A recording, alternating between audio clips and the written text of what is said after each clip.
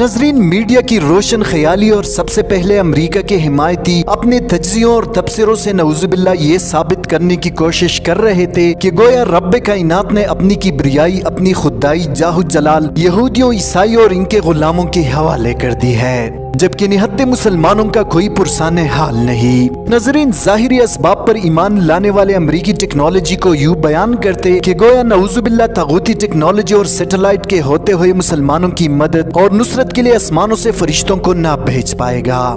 دوستو، جب امریکہ نے اس بات کو واضح کیا کہ ہم کبھی افغانستان سے نہیں جائیں گے، تو دوسری طرف اللہ کے شیروں نے امریکہ کے سب سے مہنگے اور مضبوط آرمڈ وہیکل کے پرخچے اڑا کر کہا، یہ لو، اسے کلو کے حساب سے بیچنا اور اس سے جو پیسے آئے اس سے نیند کی گولیاں لینا اور رات پھر سے وہی خواب دیکھنا کہ ہم سپر پاور ہے۔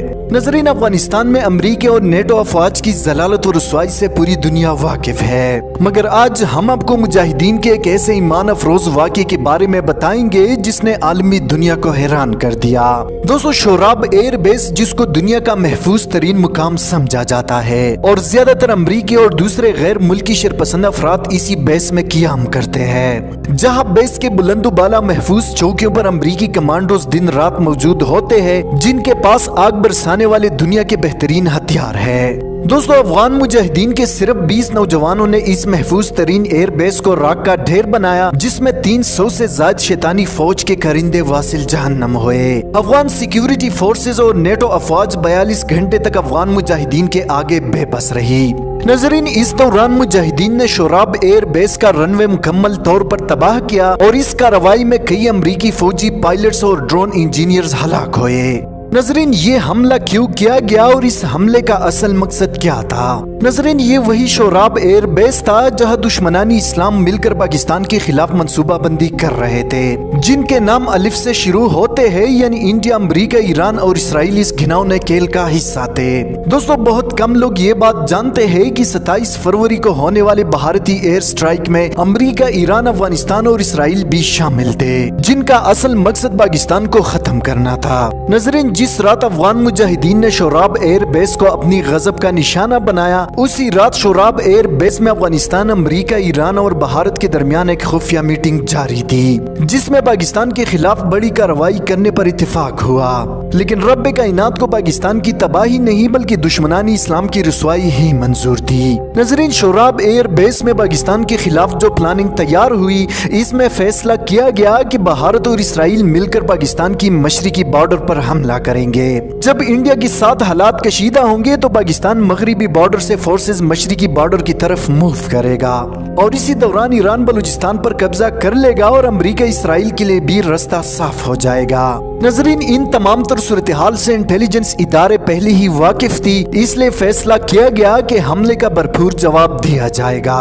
اس لیے اگلے دن پاکستان ایئر فورس نے بھارتی حملے کا بھرپور جواب دیا اور بھارت کو کھلا پیغام دیا کہ اگر پاکستان چاہتا تو حملے کے نتیجے میں 10,000 بھارتی فوجی مارے جاتے، اور بھارت بھی اس بات کو بخوبی جانتا ہے کہ پاکستان ایئر فورس نے جان بوجھ کر اصل ٹارگٹ کو نشانہ نہیں بنایا۔ ناظرین، ادھر امریکہ کو بھی اندازہ ہوا کہ پاکستانی انٹیلیجنس ادارے افغانستان میں ہونے والی میٹنگ سے مکمل طور پر آگاہ ہو چکے ہیں۔ دوسری طرف ایران کے جواد ظریف نے بھی یہ کہہ کر استعفیٰ دے دیا کہ پاکستان کو شام یا عراق سمجھنا انتہائی بیوقوفی ہے۔ اگر پاکستان پر حملہ ہوا تو پاکستان بھارت، ایران اور اسرائیل میں آگ لگا دے گا، لہٰذا ایران بھی اس گھناؤنے کھیل سے پیچھے ہٹ گیا۔